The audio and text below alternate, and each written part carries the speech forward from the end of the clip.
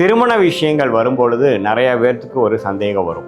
நம்மளுடைய திருமணம், என்னுடைய திருமணம், நம்மளுடைய ஓன் சர்க்கிள் இல்லாமல், நம்மளுடைய ஓன் கேஸ்ட் கம்யூனிட்டி இல்லாமல் கொஞ்சம் மாறுபாடான ராகு கேதுங்கிற கிரகமே உலகத்தில் இல்லை. நீங்கள் போய் ராக்கெட் எடுத்து தேடி பார்த்தீங்கன்னா 7ஆம் இடம் எப்படி இருக்குதுன்னு வச்சுட்டு உங்களுக்கு திருமணம் காதல் திருமணமா, அரேஞ்ச் மேரேஜா, அப்படி காதல் திருமணம் ஆச்சுன்னா சூரியன் என்று சொல்லப்படுகிற அப்பாவை குறிக்கக்கூடிய கிரகமும், சந்திரன் அம்மாவை குறிக்கக்கூடிய கிரகமும், கடகமும் சிம்மமும், அப்படி நம்ம கல்யாணம் பண்ணினோம்னா வாழ்க்கை நல்லா அமையுமா, குடும்ப வாழ்க்கை நல்லா அமையுமாங்கிறதுக்கு அடுத்த வரக்கூடிய தசா புக்திகள்லாம் பார்த்தீங்கன்னா.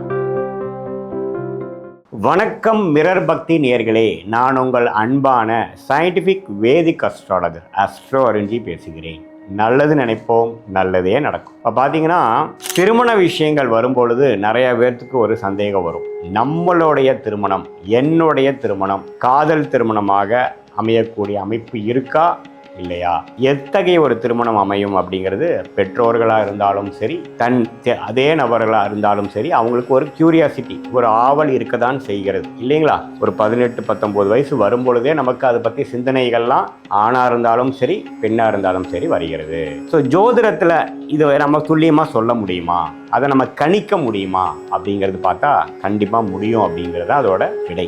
சயின்டிஃபிக் வேதிக் அஸ்ட்ராலஜி முறையில் இந்திய வேத ஜோதிட அடிப்படையிலான ஒரு சாஸ்திரத்தை அறிவியல் சார்ந்த முறையில் எந்த விஷயத்தையும் நம்ம மிகைப்படுத்தாமல், பரிகாரங்கள் அது மாதிரி விஷயத்துக்கெல்லாம் போடாமல், உள்ளது உள்ள மாதிரி நீங்கள் பிறக்கும் பொழுது எது மாதிரி ஒரு கிரக அமைப்பில் பிறந்தீங்களோ அந்த அமைப்பு தான் உங்கள் கர்ம வினையை கொடுக்கக்கூடிய அமைப்புங்கிறது நம்ம தெரிஞ்சுக்கிறோம். அது எப்படி நமக்கு வாழ்க்கையில் அந்தந்த தசையில் அந்தந்த புக்தியில் வரப்போகிறது, எது மாதிரி வாழ்க்கை சம்பவங்களை நமக்கு கொடுக்க போகிறது அப்படின்னு நாம பார்க்கும் பொழுது, இப்போ 7ஆம் இடம் என்று சொல்லப்படுகிறது, அதாவது உங்க லக்னத்திலிருந்து 7ஆம் இடங்கிறதா திருமணஸ்தானம் அப்படின்னு சொல்றோம். அதே மாதிரி 9 பிளானட்ல 9 கிரகத்துல சுக்கிரன்கிற கிரகம் தான் திருமணம், இல்லற வாழ்க்கை, எதிர்பாலினத்தரோட சேர்ந்து வாழக்கூடிய ஒரு பந்தம் எப்படி அமைய போகுதுங்கிறதையும் குறிக்குது. ஸோ அந்த 7ஆம் இடம், 7ஆம் வீட்டில் இருக்கக்கூடிய கிரகங்கள், 7ஆம் வீட்டு அதிபதி எப்படி இருக்கிறார், சுக்கிரன் எப்படி இருக்கிறார், அப்புறம் ராகு கேதுகள் எப்படி இருக்கிறாங்க. இந்த ராகு கேதுங்கிறதா பார்த்தீங்கன்னா டர்னிங் பாயிண்ட், ட்ரம்ப் கார்டு அப்படின்னு சொல்லுவோம் இல்லைங்களா, அது மாதிரி விஷயம். ஏன்னா அந்த ராகு கேதுகள்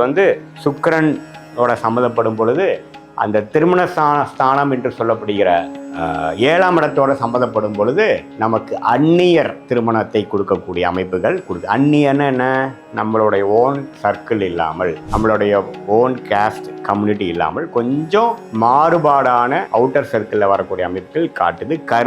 கர்மாவின் அடிப்படையில் நமக்கு அப்படி மேட்ச் ஆகும், நமக்கு அப்படி கிளிக் ஆகும், நமக்கு அப்படி கனெக்ட் ஆகும் அப்படிங்கிறது காட்டுது. ஏன் ராகு கேதுகளுக்கு அப்படி ஒரு தகுதி இருக்குது அப்படின்னா, ராகு கேதுங்கிற கிரகமே உலகத்தில் இல்லை. நீங்கள் போய் ராக்கெட் எடுத்து தேடி பார்த்தீங்கன்னா இஸ்ரோ அனுப்புகிற ராக்கெட்டாக இருக்கட்டும், இலான் மஸ்க்குங்கிறவர் அனுப்புகிறதா இருக்கட்டும், நாசா அனுப்புகிறதா இருக்கட்டும், எந்த ராக்கெட்லேயும் போய் நீங்கள் ராகு கேதுக்கு தேடினீங்கன்னா நீங்கள் பார்க்க முடியாது. ஏன்னா அது ஒரு இன்விசிபிள் இன்டர்செக்ஷன் பாயிண்ட். அது சூரியன் சந்திரனோட ஒளிகள் பூமி மேலே நிழலாக விழுகும் பொழுது அந்த நார்த்தில் விழுகிற நிழலோட பாயிண்ட் இன்டர்செக்ஷன் பாயிண்ட் ராகு என்றும், தெற்கு விழுகிறது கேது என்றும் சொல்லி, ராகு கேதுகள் எப்படி ஜோதிட சாஸ்திரத்தை வருதுன்னா, அந்நிய விஷயத்தை, ஒரு வெளிநாடு விஷயத்தை, வெளி மாநிலத்து விஷயத்தை, வெளி லாங்குவேஜ், வேற மொழி பேசக்கூடிய விஷயத்தை, நம்ம அந்த ஜாதகருக்கு அடுத்த சர்க்கிளில் இருக்கக்கூடிய விஷயத்தை அப்படிங்கிற மாதிரி வெளி மாநிலம், வெளிநாடு, வெளியில் இருக்கக்கூடிய நபர்கள், நம்மளுடைய ஓன் கம்யூனிட்டி இல்லாமல், நம்மளுடைய ஓன் கேஸ்ட் இல்லாமல் வெளி நபர்கள்,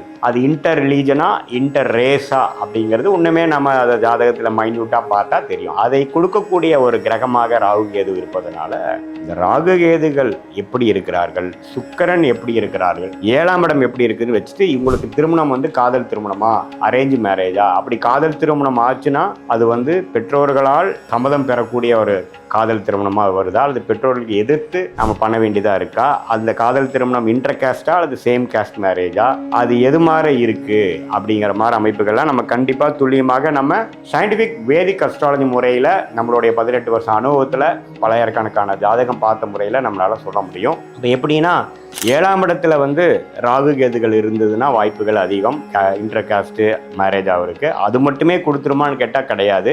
7ஆம் வீட்டு அதிபதி வந்து ராகு கேதுகளோட சம்மந்தப்பட்டிருக்காங்கிறதை பார்க்கணும். சுக்கிரன்கிறது பார்த்தீங்கன்னா ராகு கேதுகளோட சேர்ந்து இருக்கும் பொழுது கண்டிப்பாக ஒரு மாற்று நம்மளுடைய ஓன் காஸ்ட் இல்லாமல் ஒரு காதல் பயப்பட்டு நம்மளோட வேலையில் இருக்கிறவங்களோடையோ கொலீக்ஸோ அல்லது காலேஜ்லேயே நம்ம படிக்கிற டைம்லையோ ஒரு நட்பு வந்து காதலா மாறி அப்புறம் சூரியனும் சந்திரனும் உங்கள் ஜாதகத்தில் வலிமையாக இருக்கும் பொழுது 9ஆம் இடமும் 4ஆம் இடமும் அப்பாவை அம்மாவை குறிக்கக்கூடிய பாவமும் சூரியன் என்று சொல்லப்படுகிற அப்பாவை குறிக்கக்கூடிய கிரகமும் சந்திரன் அம்மாவை குறிக்கக்கூடிய கிரகமும் கடகமும் சிம்மமும் இதெல்லாமே ஓரளவுக்கு நல்லா இருக்கும் பொழுது வலிமையாக இருக்கும் பொழுது அவங்களுடைய சம்மதத்தோடையே நமக்கு திருமணம் நடந்தது அப்படிங்கிற மாதிரி நம்ம சொல்லலாம். இல்லை சூரியன் கொஞ்சம் நம்ம ஜாதகத்தில் கெட்டிருக்கு, சனியோட சேர்ந்துருக்கு, ராகு கேதுகளோட சேர்ந்துருச்சு, அதே சமயத்தில் சந்திரனும் கொஞ்சம் சுமாராக தான் இருக்குது அப்படிங்கிற மாதிரி இருந்து 9ஆம் இடம் 4ஆம் இடமெல்லாம் பலவீனமாக ஜாதகத்தில் இருக்கும் பொழுது அவங்களுடைய சம்மதம் பெற முடியாமல் ஒரு அன்கன்வென்ஷனல் மேரேஜ் நமக்கு சுக்கிரன் இருக்கக்கூடிய அமைப்புனாலையும் 7ஆம் இடத்துல இருக்கக்கூடிய அமைப்புனாலையும் நம்ம பண்ண வேண்டியதாக போயிடுச்சு. அது எப்போ நடக்கும், என்னங்கிறது எப்போ முடியும், பிரச்சனைகள் எப்போ முடியுங்கிற அளவுக்கு நாம் சயின்டிஃபிக் வேதிக் அஸ்ட்ராலஜி முறையில் கண்டிப்பாக பார்க்கலாம். அதே சமயத்தில் எந்த ஒரு பாவகிரகம் சனி செவ்வாய் 7ஆம் இடத்துல சம்மந்தப்பட்டாலும் இது மாதிரி விஷயங்கள் கொடுக்கக்கூடிய அமைப்புகள் உண்டு. அப்படியெல்லாம் இல்லாமல் பாவகிரகத்தின் தாக்கமாகிய சனி செவ்வாய் ராகு கேதுகள் 7ஆம் இடத்திலும் சனி செவ்வாய் ராகு கேதுகள் சுக்கிரனோடவும் சம்பந்தப்படாமல் இது மாதிரியான ஒரு குருவின் பார்வை, அதாவது சுபகிரகத்தின் தாக்கத்தில் இருக்கும் பொழுது குரு சுக்கிரன் பௌர்ணமி சந்திரன் புதன் போன்ற ஒரு நல்ல சுபகிரகத்தின் தாக்கங்கள் 7ஆம் இடத்தில் இருக்கும் பொழுதும் சுக்கிரன் எந்த விதத்திலையும் சனி செவ்வாய் பாதிப்புகள் இல்லாமல் தானே தன் வாழ்க்கை துணையை தேர்ந்தெடுக்கும் அமைப்பு தான் சனி செவ்வாயோட தாக்கத்தில் இருக்கிறது, ராகு கேதுகளோட சம்மந்தப்பட்டிருக்கிறது. அப்படி இல்லாமல் ஒரு குரு பார்வையிலேயோ அல்லது சாதாரணமாக இருக்கும் பொழுது அரேஞ்ச் மேரேஜாக நடக்கக்கூடிய அமைப்பு, அது ஆண்மகனாக இருந்தாலும் சரி பெண்ணா இருந்தாலும் சரி அரேஞ்ச் மேரேஜாக ஒரு பெற்றோர்களால் நிச்சயிக்கப்பட்ட திருமணமாக அமையக்கூடிய வாய்ப்புகள் தான் அதிகம் அப்படிங்கிற மாதிரி விஷயங்கள் நாம எடுத்துக்கொள்ளலாம். ஸோ உங்கள் ஜாதகத்தில் உங்களுக்கு வந்து நிச்சயிக்கப்பட்ட திருமணமா அல்லது காதல் திருமணமா, அப்புறம் காதல் திருமணம் என்று எடுத்துக்கொண்டால் அது கலப்பு திருமணமா அல்லது நம்மளுடைய ஓன் கேஸ்ட்லேயே நம்ம காதல் பண்ணி கல்யாணம் பண்ணுறோமா, ஒரு மாமா பொண்ணை லவ் பண்ணுறவங்க கல்யாணம் பண்ணுறோமா அது மாதிரியா,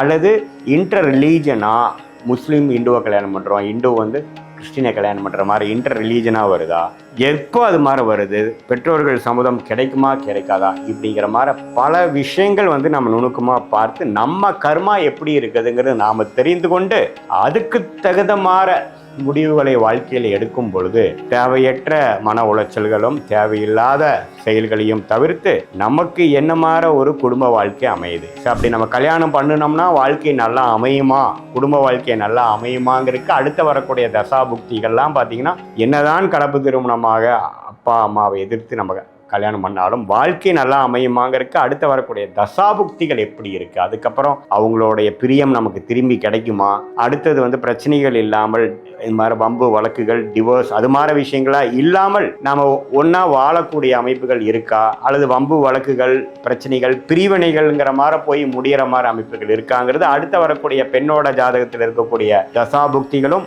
ஆணோட இருக்கக்கூடிய ஜாதகத்தோட தசாபுக்திகளையும் வைத்து துல்லியமாக நம்மளால சொல்ல முடியும், சயின்டிஃபிக் வேதிக் அஸ்ட்ராலஜி முறையில் சொல்ல முடியுங்கிறது நம்ம தெரிந்து கொள்ளலாம். மீண்டும் மற்றொரு காணொலியில் சந்திப்போம். நன்றி, வணக்கம்.